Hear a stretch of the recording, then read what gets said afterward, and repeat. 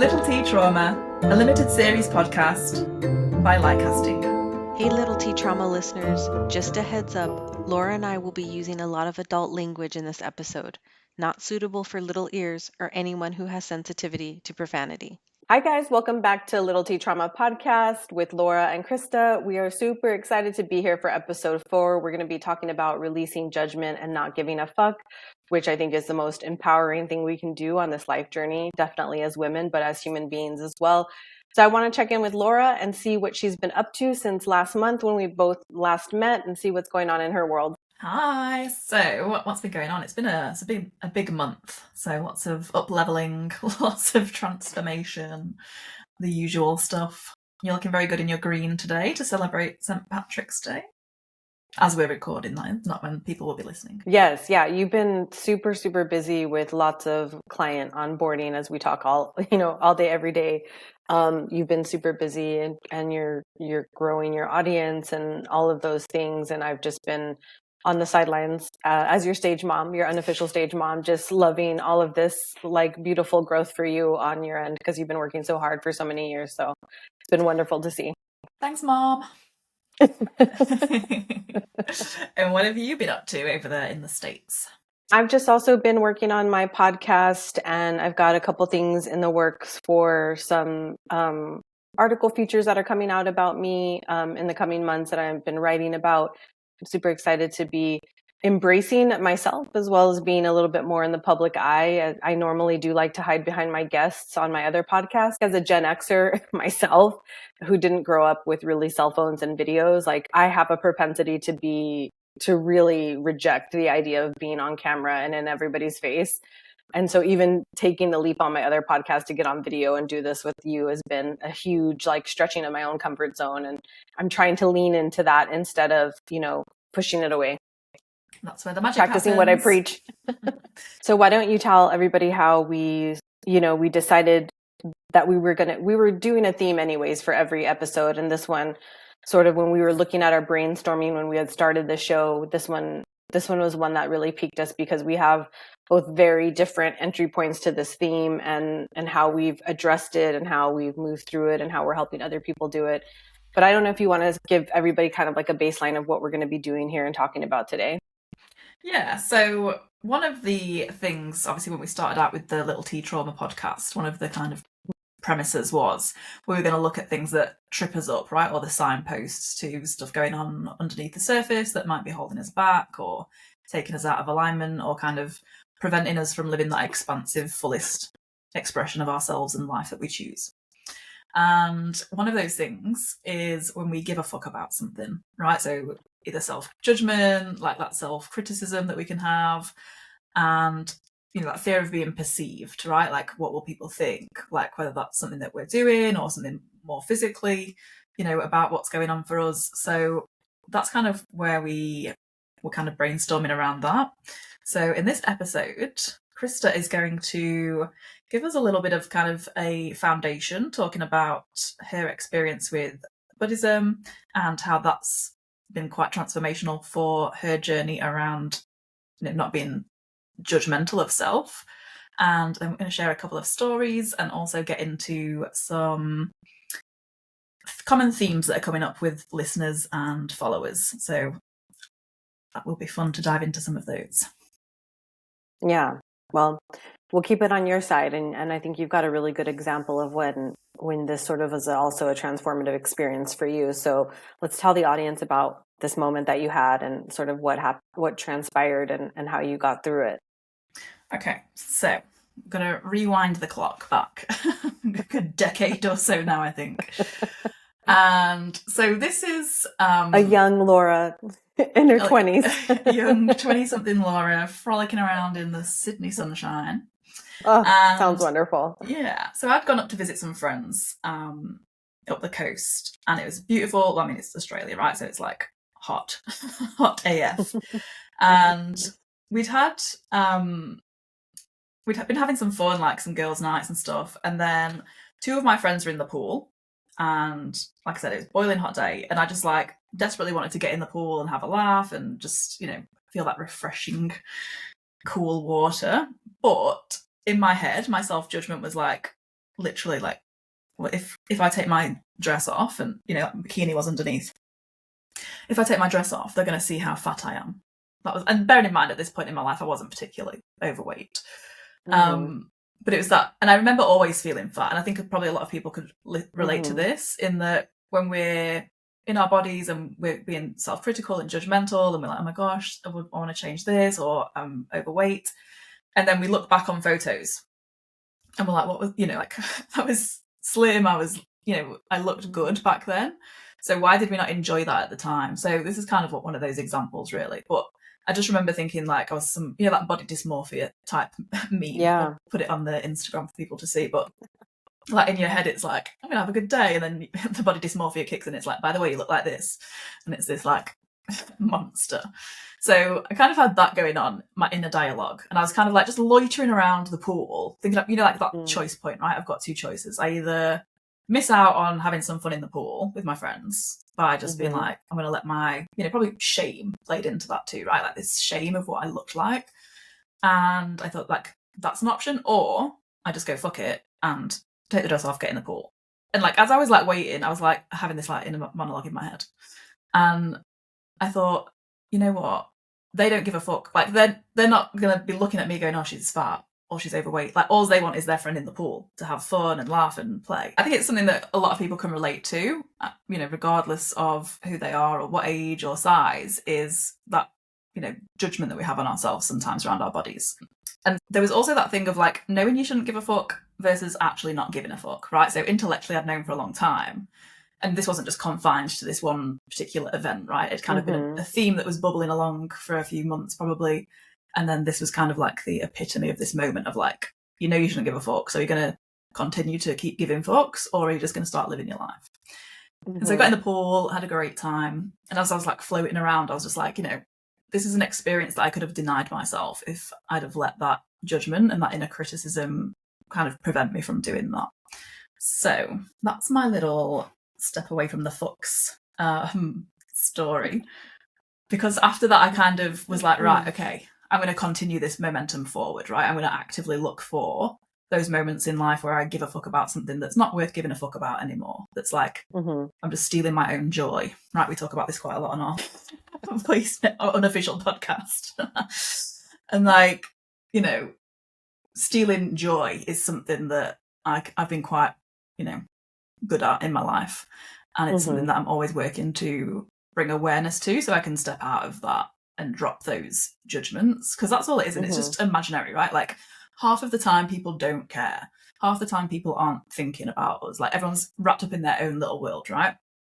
And they're not there like hyper focusing on other people in their experience, but we have that tendency to kind of think that's what's playing out, so that can really get in our way and trip us up. So I'm 43. I think you're in your late 30s, 37, right? Correct. So we also grew up, and it's still happening today, but I think that it was very pronounced in our parents' generation, this idea of like the heroin chic, the like ultra thin, and how you constantly, as a young, I would say like a young teenager and a young adult, you get gaslit in the industries of like fashion and beauty. And like, I know you and I have had this conversation. I had it with a stylist that came to my podcast as well, as like, you go to an actual like, you know, department store and you see these mannequins in this beautiful clothing and you're like, that's such a great outfit, I want to try it on. And there's this cognitive dissonance that happens because your body doesn't look the same as the mannequin. And that I know everyone has felt this, and you know, I don't know anyone who hasn't. You tried that outfit on and there's just like this sheer level of disappointment and sadness you feel, because you're like, I thought this would look good on me because it would look good on the mannequin. And you're like, the mannequin is a size -0. Like, there's so many ways in which our society has perpetuated our beauty standard that doesn't align with like the spectrum of beauty, that causes us to have that body dysmorphia and this like confusion about whether we're fat or not. Like, we've laughed so many times on our WhatsApp messages, and I've sent you tons of pictures. Like, I used to think I was fat in high school, and I'm talking like, so I'm in America, so like, you know, I'm talking 14 to 18 years old. So when I go back and look at those pictures, I'm like, how did I think I was fat? I was literally a size 0, a literal size 0, and I thought I was fat. you know, but I was also getting the messaging right from our culture. And then I was getting the messaging from my parental and familial units that were saying like, don't eat that or you're going to get chubby. Yeah. I have a round face by nature. So it doesn't matter how skinny I am. My face is always round, you know? And so there's this perception that I look chubby because I have a round face no matter what I'm wearing. So I just wanted to underline all of those ways that like we're still getting gaslit about our own beauty and about our own ability to feel good about our bodies in society. Totally. And you have a beautiful face, by the way. But what I was going to say is I can totally relate to that too, because growing up in the UK, and it's resurfaced recently. There's been like footage of, you know, from say movies from the 90s and TV shows from the 90s, especially the reality-based ones where, you know, there's perfectly average, you know, normal-sized people on the shows and they're getting called out for being fat or like you need to lose weight before you look like a shop girl. I remember is one of them from like I think it's one of the X Factor shows. I think a lot of celebrities have come out as well and said how the management of those times kind of fostered eating disorders and reliance on weight loss pills and that kind of thing. The magazines back in the day before we had the internet, like definitely showing our age here, age references. But like I remember like seeing like Heat, well you might not have had it over there, but like Heat magazine was like one of these like celebrity kind of magazines at the time, and on the front of the pages there'd always be, you know, like a celebrity with like a big red circle around a patch of cellulite on the beach, or like this celebrity's put on weight and zoomed in like really big. And also like the Bridget Jones, right? Like I think what was she like a size 12 or something, or she was like 9 stone. I don't know what that is in kilos. They're remaking that movie, so it'll be interesting to see if she's going to gain weight for that movie or not. Yeah, but again, like that portraying of this again healthy sized person is now being portrayed as literally, you know, massive. So that definitely gets in the psyche, and like you pointed out as well in terms of the familial patterns, which again is a theme that we've explored on the podcast, around how these little T traumas get passed on, right? So some of them are never ours to begin with. And I certainly grew up in a household with, you know, my mum and older sister on diets. And so growing up, I'm like, well, I want to be on a diet. Do you know what I mean? Because I want to be part of that, not even really knowing or understanding, you know, what that meant. So I think, you know, that can be traced back to probably where some of my body issues began. But again, like they were also getting that programming from their parents and the culture at the time as well. Yes. So it just gets passed on until we're all out there giving way too many fucks. One thing I want to say here that I think is important when we think about judgment is that it is a projection, whether we're doing it or someone else is doing it.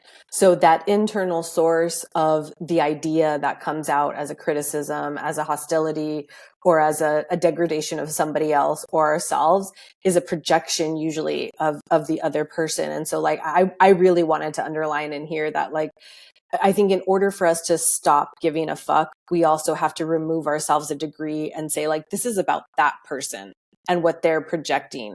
And if there's any resonance in you, if somebody judges you or actively verbalizes a judgment to you, like you're fat or you're not smart enough, or like, why are you wearing that clothing? The only way that it has any power is if we feel there's truth underneath that, you know, and it's important to be really deeply rooted in your own self-assuredness that you can reject those things. Like that's a practice you have to create for yourself to basically shield yourself from other people's judgment. Absolutely. And there's another couple of ways of looking at it too, right? So one is there is that kind of societal evidence of judgment, which is there. That's like a reference point, an external reference point. But then at some point we also become like a self-fulfilling prophecy, right? So our self-judgment is then projected outwards, right? If we're like judging ourselves or have a fear of something, an insecurity, then we might project that onto someone as in like, that person's going to judge me for this thing that I judge myself for. I think the other part of that is like when we're knowing that it's a projection of somebody else, it's also like if we're the ones judging or we're judging ourselves outwardly and we're allowing people to hear that inner dialogue expressed outwardly, it's also teaching people how to treat us. And so like I always caution people when I'm teaching them how to tame their inner critics and that inner judgment of where like that's the source of where most of our judgment comes from, is like you have to remember that people are constantly like we're so mammalian and so instinctual that we pick up on so many little things intellectually that are calculated in real time. It's all happening so fast. So when you're degrading yourself in front of people through self-judgment, it's also teaching people how to treat you. And so then, like, to your point about the self-fulfilling prophecy, then you start to wonder, why don't people respect me? Why aren't people treating me well? Why do people think I'm not lovable? Like, it just creates this closed loop system where you're proving your own proof. I really wanted to underline that as well. We're filtering our reality, so that's where we're creating that feedback loop. If we have that internal judgment going on, or that internal fear, or again, it's heightening our anxiety as well, right? Mm-hmm. So then our view is becoming narrower, and we're literally filtering out other possibilities, and sometimes even misinterpreting what's going on as well, right? Whether it's verbal or those, like you said, the cues that are not necessarily verbal, but just the subtleties in which we pick up on things as well. Oh, can I just say one more thing? I just want to bring in some science here for people as well. I just want to also remind people that so judgment actually starts in the reptilian part of our brain, which, if we look at the evolutionary landscape of humanity, we had different time points in which we were developing. And there's a specific time point called the reptilian time point, which I believe sits in our amygdala. And the only purpose we have that reptilian brain is to discern safe or unsafe. Now, evolution in and of itself is a long process. We're talking millions and millions of years. And us as human beings, from cavemen to where we are now, is only, I believe, like maybe, I think, off the top of my head, 50,000 years. I could be wrong. Please don't fact check me on that one specifically. That's not a lot of time when you think about the evolutionary process.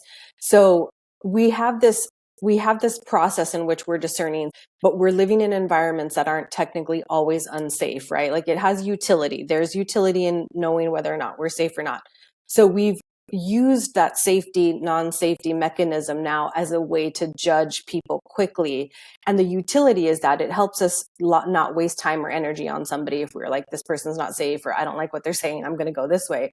But the way it gets, really hijacked is when we start to negatively feed the not safe aspect of that and start to create negative dialogue about ourselves and about others. And that's when it really comes off the rails. The reason I want to bring the science in here is because there's a reason why we all do this. And it requires all of us to create new neural pathways, like you mentioned back there at the beginning, in order for us to counteract this thing that is so deeply embedded in us as human beings. Yeah, I love that. Thank you for sharing.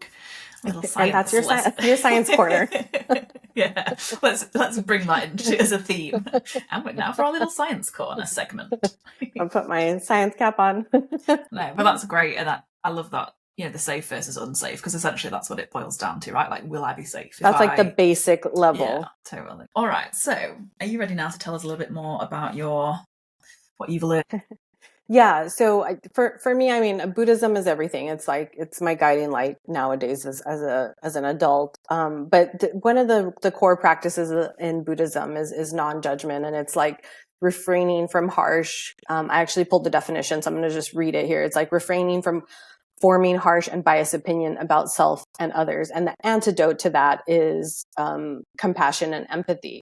So in the Buddhist practice, when you cultivate empathy and compassion first for yourself, it's always like the idea and the analogy of putting on the mask first. So like, before you go and try to practice compassion and empathy, you have to practice it on yourself. You cannot give it away to other people unless you're cultivating it with yourself. But for me, and you and we talked about this so in depth, my first book, called The Alchemy of Kindness, that is still yet to be published, is my journey through turning around my negative self-dialogue, which was very harsh and very critical of myself, and was centered around my 7 of my inner critics. And the 7 inner critics, I'm just going to call them out so people understand what these are. So these are parts of us that get triggered in self-judgment and create our negative dialogue. So there's the perfectionist, the taskmaster, the conformist, the controller, the underminer, the guilt tripper, and the destroyer. And I kind of imagine these these parts as actual people. And in my book, I have names for them, and I give you really specific imagery of like when they come up, what they look like. My destroyer is kind of like this Cruella de Vil kind of looking lady. Like she's driving a car real fast and she's got like a cigarette out her mouth, and she has an unhealthy relationship with dogs, which is probably true of me.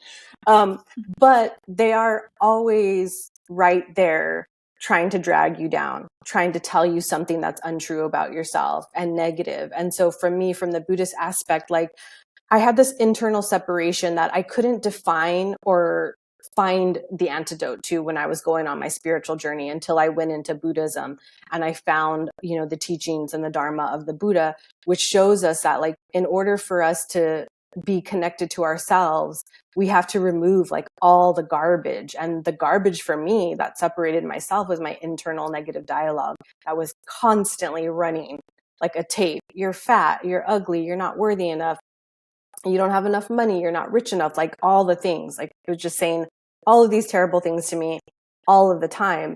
And every time it would tell me those things, I would also think that other people thought those things of me. And when people didn't think negative things about me, I always wondered, like, how could they see good things about me? Like, how could they see the really good things about me? And I was in the beginning of the journey, I was just like, this is so weird, because I think I'm a terrible person. I have all of these terrible, horrible flaws that separate me from myself. But really diving deep into self-compassion, self-forgiveness, and then also rewiring my neural pathway. So I literally had to, in the book I described this, I had to retrain my mind and those 7 inner critics, that when a thought would come up, I would say stop. And then so I wouldn't even let the thought form. And that was the first step. And then after I cut off, because from a scientific standpoint, when you cut off that neural pathway, you deaden it literally in your mind. You deaden that pathway. So when I deadened the pathway, and this is taking months and years, okay, this is not happening overnight. Then I replaced it with something more kind and compassionate to myself. And that's how I basically had to rewire my brain and really understand that I am lovable and I have all these beautiful aspects of myself without whatever the world expects of me or whatever the world wants me to have tangibly. So that was my journey. It was a lot. There's a lot in there, but that's kind of the in summary. And it's super fascinating because, as we know, we create our reality, right, from our assumptions, from those inner thought patterns, from the self-concept we have. So as you're literally like transforming your self-concept and your assumptions about yourself and the world and others, each time you identify, observe, witness, stop that old pattern that you don't want to be true anymore, and then you're literally rewriting the script, right? You're literally kind of transforming yourself from the inside out.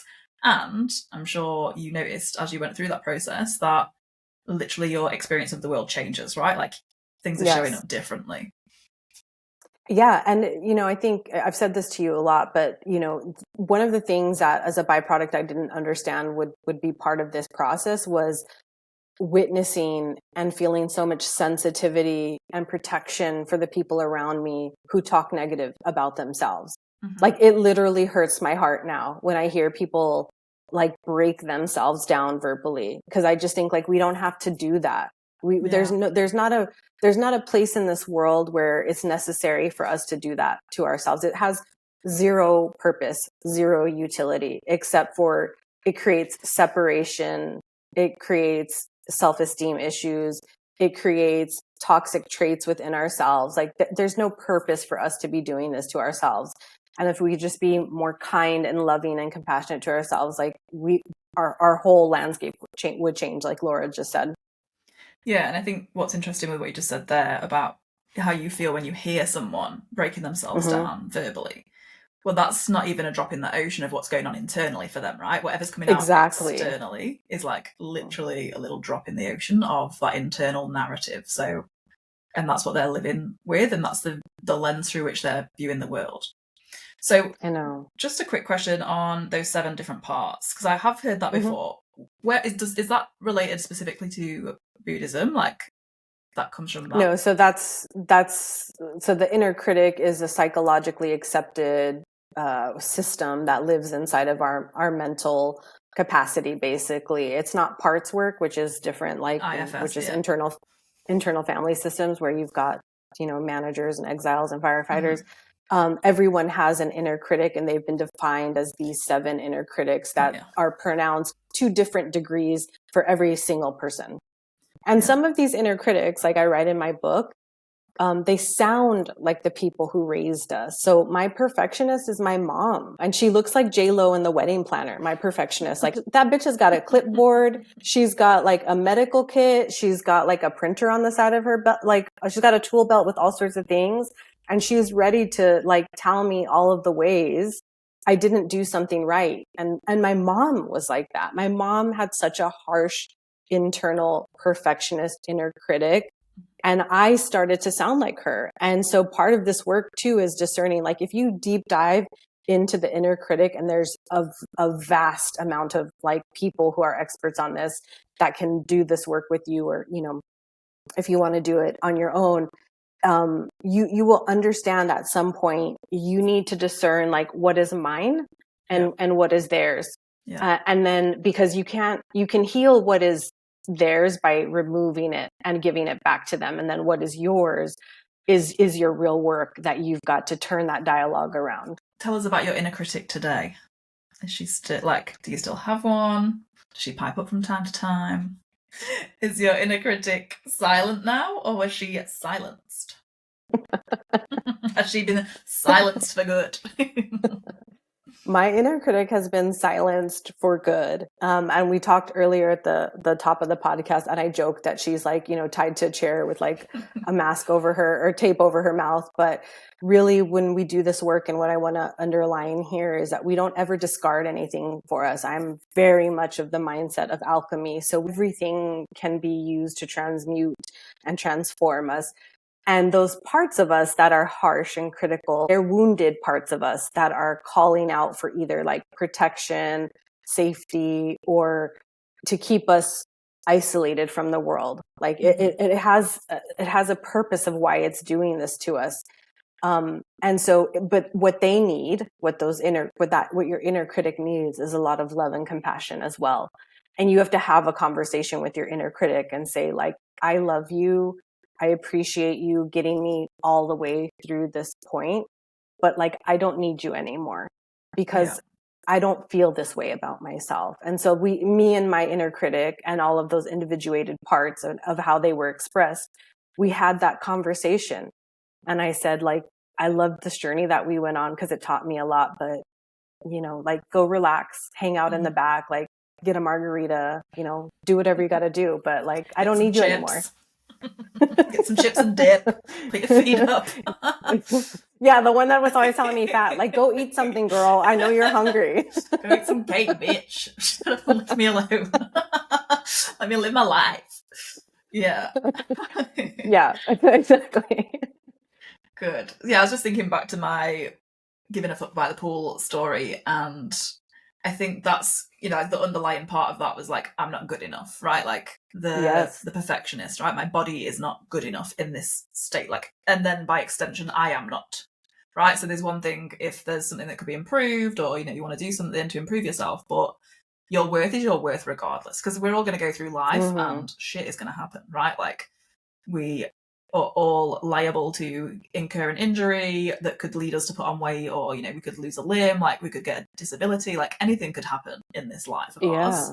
And so we cannot tie our worth to having this perfect physical form, or perfect in air quotations, but like there's always going to be these unpredictable factors, right? So we need to detach our inherent worth from like all the other trappings that we're told, like you need to care about this, you need to give a fuck about that.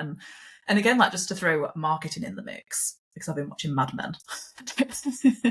It's like a show that goes into how like the marketing has shaped society, right, in certain ways, and the narratives. And a lot of marketing is based on you're not enough, so buy this product and then you'll be enough, right? So just by nature of how that's all been orchestrated plays into these giving a fucks about things that, like we said, some of it comes from family, some of it comes from society, some of it is our own stuff and lived experience. But that's part of the journey, right, of differentiating between these are my little cluster of fucks and then here's a bunch of fucks we can automatically just give back straight away, and then we can get to work on those ones.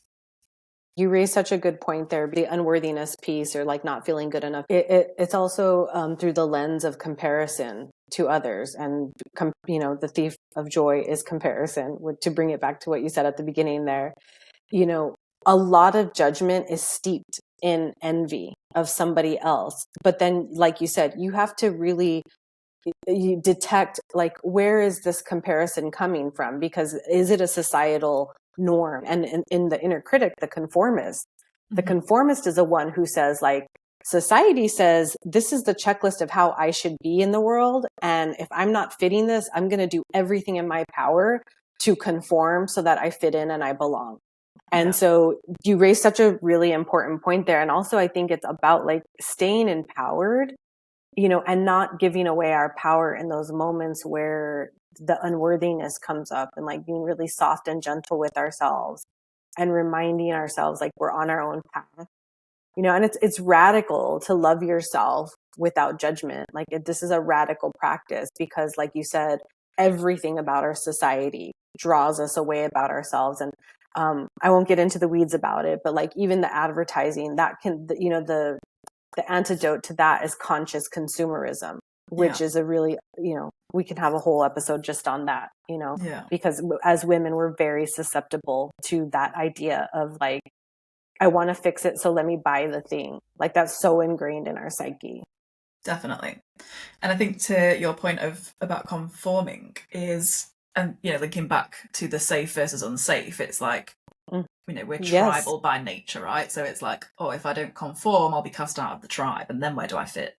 And I think as much as like the with internet, me and Laura on this podcast, over here at Little Tea Trauma corner in Black Sheepville, pretty much. So I think that's important to keep in mind. And again, bringing it back to, this is why we do the self work. This is why we get back into alignment with ourselves and get to define our own values and principles, is because then we can be safe. Right? It's like, I know I'm safe regardless, and I know I've got my tribe of people, right? So that's what it's all about.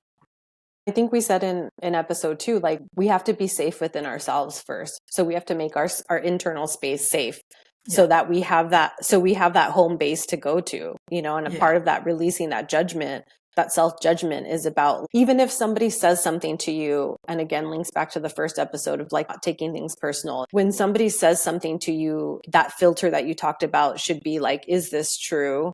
And if it's not true, it's not mine. And you kick it out, and you don't take it personal. You try your best not to take it personal, because that internal safety base, home base that you have, that says that's not true about me, and I love the heck out of myself, and fuck that person, because they're just projecting their own bullshit on me and I don't need it. Hell yeah.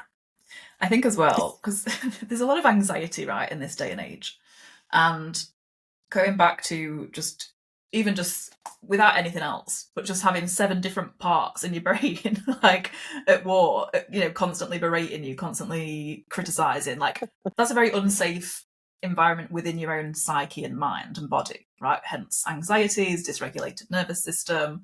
And coming back, as we start to like sift through that, we start to get that nervous system back into alignment, back into regulation, as we can start to differentiate and not identify in with those parts that can be causing all that internal conflict, not to mention the external conflict of living in the world at large, right? Yeah, I wrote in my book how disorienting it is to feel unsafe inside your own mind. And I think one of our best friends, Liz Gilbert, also said like she has a very strong inner critic, and she said, like when I look in my mind at my inner critic, it's like a dark alley with like seedy characters. Like I wouldn't walk there at night, I mean, it's really strange to feel unsafe in your own mind. That's just such a weird experience to have, and to be like, why am I self-attacking and trying to self-terminate within myself? And I think the extension of that is really scary. Like people take that to a really dark place, and that can be really, really frightening. Yeah, but I think like you mentioned with the different parts that you kind of personified, right? Cruella de Vil, and I forget the other one that you mentioned. J-Lo in the Wedding Planner. J-Lo in the Wedding Planner. And then like with that dark alley analogy as well, it's like that can help us to bring awareness to what's going on, right? So it's not all just like this confluence of thoughts going around in our head in a massive jumble. And it's like we can actually start to separate things out, and then we can differentiate, right? So we're not identified in it. It's like, oh no, this is different from me. This is not me. This is not the self, right? That's the most important part of it when you get through the whole process, is like the point of delineating these parts is to know they are not the core of who you are. We're all an onion, like they say in the Shrek movie. You know, we're peeling away all of these layers of societal norms, like familial pressure, our own stuff, our trauma, you know, the way we talk to ourselves. And at the bulb of that onion is who we are. And it's a beautiful, beautiful journey to go on and discover who you are without all those things and with those voices quieted within yourself. It's really beautiful to experience that. It is. It's very liberating. And just to share something on my part. So just recently I went through something, and I was talking about it in therapy with my wonderful therapist. And I was saying how like an anxious part of me got activated over something. And as my language I was using was, I was saying, you know, like, and it took me by surprise, because I was like, oh, I thought I'd kind of, you know, addressed a lot of that stuff. And I was having these thoughts, and I said to my therapist, you know, and she reflected back to me, and she's like, you know, you've just said there, like, you're having these thoughts, and it took you by surprise, because you're like, that's not me. Like, that's not me. Like, where are these thoughts coming from? Because that's not me. And she's like, that's basically obviously the work that we've been doing, you know, and that you've been doing as well, is getting back to the core of who you are. So then when those voices do pipe up, which they always are going to, right? It's always going to be things that happen in our lives that bring stuff to the surface. Like, again, like that's the layered process, right? It's an ongoing thing. Never ends. And when that does happen, we have that awareness, right? We can take a step back and go, hang on a minute, like, this is something that is taking me out of alignment. Let me look at it, right? Let me not identify and then make a whole narrative about it and base my whole self-worth on it and undo years of hard work over something that's come up. And actually just look at it and go, okay, so that's not me. So, you know, what's going on? And then address that in and of itself. Because I think where we also trip ourselves up is the stories we attach to the fucks that we give about things. Right? Oh, the stories. Stories for days. Who knew we were so imaginative and such great storytellers as a species? So, shall we move on to some of the themes that some of the listeners and followers have put across? So we're going to keep these obviously anonymous. So someone put, one of the things I give a fuck about, which keeps me out of alignment or, you know, stops me from living my fullest expression or steals my joy, is the fear of my past coming back to haunt me if I follow my dreams. And then they put in brackets, if I, you know, did a podcast or wrote a book. So Krista, who has a podcast and a book, what are you going to say about that? I just want to validate that fear is real, but the fear should not debilitate you from doing the thing. And I think to take action is really courageous, and you just have to try. But I think we're living in a world, there is also just like a lot of fear around cancer culture and accountability and like freely expressing who you are in a world that is still pretty unsafe. And there's still not really I would say like a standard ethical practice of like, if somebody crosses a line, is there accountability? But I think for the most part, you know, all that to say is I think for the most part, you know, when we're doing our own work and we're, you know, sharing what wants to be expressed through either our life journey or our soul journey, like whatever it is you believe, like, I don't think there's anything that can go wrong, because I think most people are doing it from like a genuine and sincere place, and you should do it. So that, to the point of when we talked about earlier at the top of the podcast, like let's not get to the end of our lives and look back about all the things we didn't do. Do the thing. And I think with that, like, the cancel culture is a sliding scale, right? So it's like, obviously there's the big terrible things that have happened, but then it's like, I think one thing that I know I was worried about back in the day that's not really been a problem, touch wood, is as we grow and evolve, our opinions and preferences and beliefs will grow and evolve with us. So I think my fear was more of something, you know, like, can we do that? Is it safe to do so, right? Or is someone going to be like, you said this thing in 2007 and like, and now we're going to hold you to that. And well, so there is no redemption metric right now either. Yeah. So I think it's an interesting one, but And again, if there's whatever those particulars are in terms of past coming back to haunt, right? So that'll be different for different people. But it'd be also probably something I would suggest is to make a note of what specifically those things are, so you can work through them, right? Like what can you control, right? Can you go back and delete any questionable things that you've posted online, or is it more like personal things that you've done, and is it a matter of kind of integrating those parts and coming to peace and acceptance with those different parts or experiences of the past? So that's a good one. Another one that was very common, which we've kind of talked a lot about today as well, is how others perceive me. So the fear, like this, giving a fuck about being perceived, how others perceive me, and if they perceive me or judge me negatively. Which is none of our business. Correct. But also we can decide, right? Like, like you were talking about with the work where you were like, all these different parts, and I used to think people would think this about me, and how could they possibly think I'm a good person when I think so terribly about myself? And it's like, we can just decide that we're going to be perceived positively, right? Like, and just make that assumption, because that is then going to play out, and that is going to be your new filter.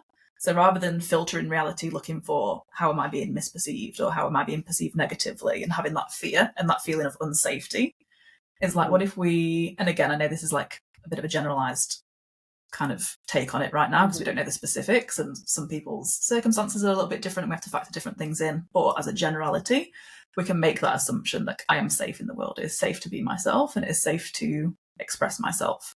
And again, often if we've had certain experiences in the past, there's a reason why we don't feel that way, right? Like there's been a tangible past experience that was like, well, this proves that it wasn't safe to express myself or be myself in the world. But we don't want to keep recreating. My favorite statement of trying to undo that was, what other people think about me is not my business. And I can't take it personal, like literally full stop. And even today, when I get the inkling, and again, this loops back to even the example I gave about gossiping. If there's ever a moment where it comes into my awareness that my family could be saying something negative about me, or my friends or whatever, I always go back to that. Like, it's not my business. This is about them, because I know who I am. I understand the human being I am. And I think, again, like, we don't know the details about this situation, but even, leaning on last episode with the boundaries, if that proof is true, that you've had those instances where you don't feel safe in the situation because of the way people are perceiving you, then maybe you need a stronger boundary around some of those people. And you can practice that first while you practice changing, letting go of what other people think about you. Like, I think it's kind of like a two-pronged approach you'd want to take. Yeah, definitely. Another one which has come up a lot was the weight one, but I feel like we've kind of delved into that a lot. And then another one is around, we kind of touched on it a little bit, not being where you want to be in life. So say, for example, people that are not in relationships and they really want to be in a relationship, and they do give a fuck because they do want that partnership or they do want a family, and it's just not been working out for them in that way. So how can we not give a fuck about those things? Gosh, I mean, I think this is a really nuanced question to ask of all of ourselves. And again, I think it's multi-layered and complex, because there is the conformity piece that comes into it, like society and time frames and like how we think people should be. And again, I would always encourage everybody to come back and ask the question of, like, what do I want? What is it that I want? Fortunately, there are variables that we can't control for, but there's a lot that we can control for in terms of the action we take and the things that we do and the people that we interact with. If we want children, if we want spouses, if we want a better job, there's so much we can do, but it requires us to first get really clear about what we want, so that we aren't using the reference point of society or anything else. But I don't know, Laura, what else you'd like to say there? Yeah, I think there's quite a lot we could say about this. I would say, linking back to what we talked about in terms of our internal stories as well, is not adding fuel to the fire, so to speak, right? So if something's not working out the way you want it to be, rather than dwelling on that and really beating yourself up over that and then having that form your identity, is going, right, okay, so that's how it's been up to this point. What do I want instead? And then how do I need to show up differently? Like, maybe what are some of the things that I can work through? What's my internal dialogue on this? What are those parts talking about internally?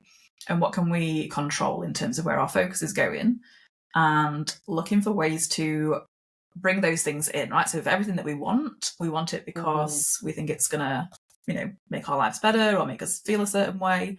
And so looking at like what are the qualities, right? And how can we start to incorporate more of that in the here and now?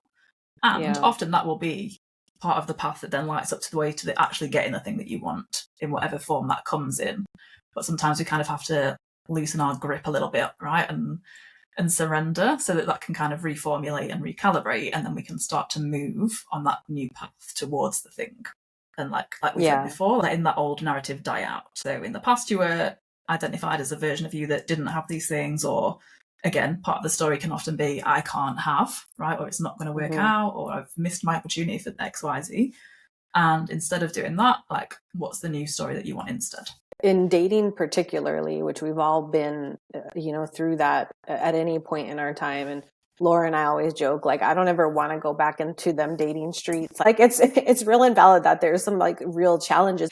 This feels intuitively coming through to say this as well. I think it's important also that we manage our expectation when we're like, it's hard because it's like you want to have an idea of what you want, and you also want to have a standard, right? Like we want to be holding true to ourselves in those two things.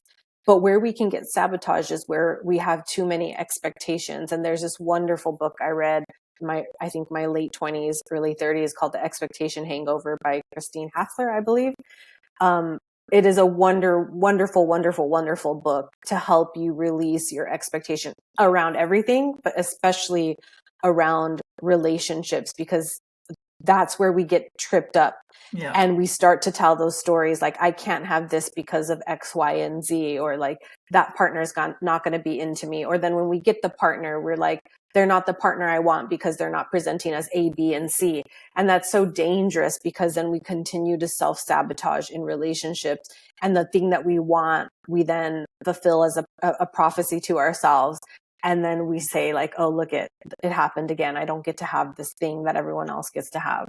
There's infinite realities, right? There's infinite possibilities. We only have to open up a dating app. Not dating app. We only have to open up a social media app to see shit posts about dating apps, right? And there's plenty out there, don't get me wrong. Like, there is a lot of, not less than desirable experiences on those apps. But right now there'll be someone out there who's just literally just matched with the person they're going to marry, right? Like there's someone out there who's just starting a conversation and it's going really well and they're going to have an amazing date tomorrow. Like I've got many clients that have literally met their ideal partners on dating apps.